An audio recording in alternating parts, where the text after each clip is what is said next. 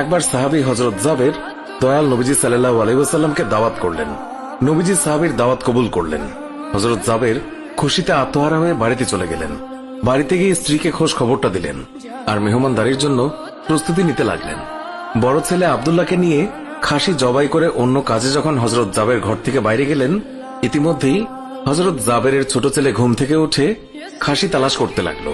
বড় ভাই তাকে জানায় খাসিটিকে জবাই করা হয়েছে। ছোট ভাই বায়না ধরল, খাসি কিভাবে জবাই করে আমাকে তা দেখাও। অগত্যা বড় ভাই ছুরি হাতে করে ঘরের পেছনে গিয়ে বলল, এখানে জবাই করা হয়েছে। ছোট ভাই জানতে চাইল কিভাবে। বর্ণনা করে বোঝাতে না পেরে অবশেষে বড় ভাই বলল, তাহলে তুমি মাটিতে শুয়ে পড়ো, আমি তোমাকে দেখাই। ছোট ভাই মাটিতে শোয়ার পর বড় ভাই তার গলায় ছুরি চালিয়ে জবাই করার নমুনা দেখাতে গিয়ে ছোট ভাইকে সত্যি সত্যি জবাই করে ফেলল। বড় ভাই যখন দেখল ছোট ভাইয়ের গলা থেকে রক্ত গড়িয়ে পড়ছে, সে ছটফট করতে করতে একসময় নিস্তেজ হয়ে গেছে। তখন বুঝলো ব্যাপারটি কি ঘটেছে। আতঙ্কিত হয়ে সে নিকটবর্তী খেজুর গাছের চূড়ায় উঠে আত্মগোপন করে রইল। এদিকে হযরত জাবের পুত্রদের খোঁজে বাড়ির পেছনে এসে ছোট ছেলের অবস্থা দেখে থমকে গেলেন।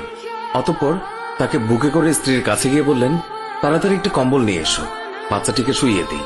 স্ত্রী রক্তমাখা সন্তানের লাশ দেখে চিৎকার করে কাঁদতে লাগলেন। কিন্তু স্বামী হযরত জাবের তাকে সান্ত্বনা দিয়ে বললেন, আজ আমাদের শোক প্রকাশ করার দিন নয়, আজ দুঃখ দেখলে নবীজিও দুঃখিত হবেন। অতএব ধৈর্য ধারণ করো, কষ্ট করে হলেও মুখে হাসি ফুটিয়ে তোলো। তারপর তারা দুজনে মিলে ছোট ছেলেকে কম্বলে মুড়ে রান্নাঘরের পেছনে রেখে আসলেন। স্ত্রী রান্নার কাজে মন দিলেন। হযরত জাবের বের হলেন বড় পুত্র আব্দুল্লাহর খোঁজে। বাড়ির পেছনে গিয়ে ছেলের নাম ধরে জোরে ডাক দিলেন। গাছের উপর আত্মগোপন করে বড় ছেলে সব ঘটনা প্রত্যক্ষ করছিল আর ভয়ে কাঁপছিল। পিতার ডাক শুনে ভাবল, এখন পালাতে না পারলে আব্বার হাতে ধরা পড়তে হবে। ধরা পড়লে আর রক্ষা থাকবে না। পালানোর উদ্দেশ্যে গাছ থেকে লাফিয়ে পড়ে আঘাতপ্রাপ্ত হয়ে সেও মৃত্যুর কোলে ঢলে পড়ল। পিতা কাছে গিয়ে দেখেন আব্দুল্লাহর দেহে প্রাণের স্পন্দন নেই।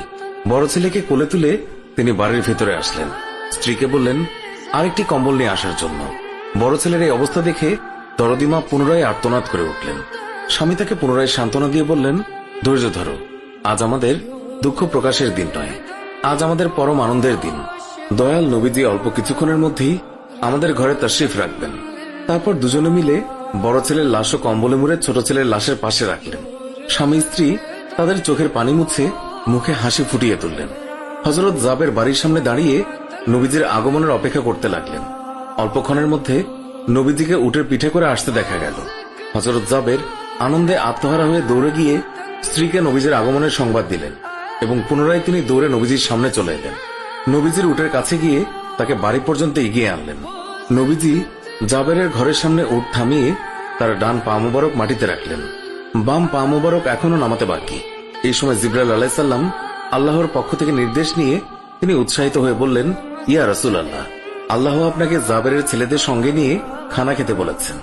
অতঃপর নবীজি সাল্লাল্লাহু আলাইহি ওয়াসাল্লাম সাহাবায়ে কেরামকে নিয়ে জাবেরের ঘরে তাশরিফ রাখলেন। তাদের সামনে হযরত জাবের দস্তরখানা বিছিয়ে দিলেন। তার স্ত্রী খাবার বেড়ে দিলেন আর তিনি সেগুলো এনে মেহমানদের সামনে হাজির করলেন। তারপর তিনি নবীজিকে আরজ করলেন, ইয়া রাসূলুল্লাহ, দয়া করে খানা শুরু করুন। নবীজি বললেন, হে জাবের, তোমার ছেলেরা কোথায়? তাদেরকে ডাকো। হযরত জাবের বললেন, ইয়া হাবিবুল্লাহ, আপনি দয়া করে খেয়ে নিন, ছেলেদেরকে আমি পরে ডাকবো। আল্লাহর রাসূল পুনরায় বললেন, তোমার ছেলেদেরকে ডেকে নিয়ে এসো, তাদেরকে সাথে নিয়ে খানা খাবো। হযরত জাবের ও তার স্ত্রী হাত জোড় করে পুনরায় আরজ করলেন, ইয়া রাসূলুল্লাহ, আপনি খানা খেয়ে নিন, আমরা তাদেরকে ডেকে দিচ্ছি। তখন নবীজি বললেন, হে জাবের, এই মাত্র জিবরাইল ফেরেশতা আমাকে আল্লাহর নির্দেশ জানিয়ে গেলেন আমি যেন তোমার ছেলেদের সঙ্গে নিয়ে খানা খাই। নবীজির এই কথা শুনে হযরত জাবের এবং তার স্ত্রী আর ধৈর্য ধরে রাখতে পারলেন না। তারা চিৎকার করে কেঁদে কেঁদে সমস্ত ঘটনা খুলে বললেন। তখন নবীজি হযরত জাবেরকে বললেন, তোমার ছেলেদের কাছে গিয়ে বলো আল্লাহর নবী তাদেরকে ডাকছেন। হযরত জাবের নবীজির নির্দেশ মোতাবেক ছেলেদের লাশের সামনে গিয়ে তা বললেন। সঙ্গে সঙ্গেই তারা দুইজন আল্লাহু আকবার বলে উঠে নবীজির কাছে তারা দৌড়ে চলে গেল। অতঃপর নবীজি সাল্লাল্লাহু আলাইহি ওয়াসাল্লাম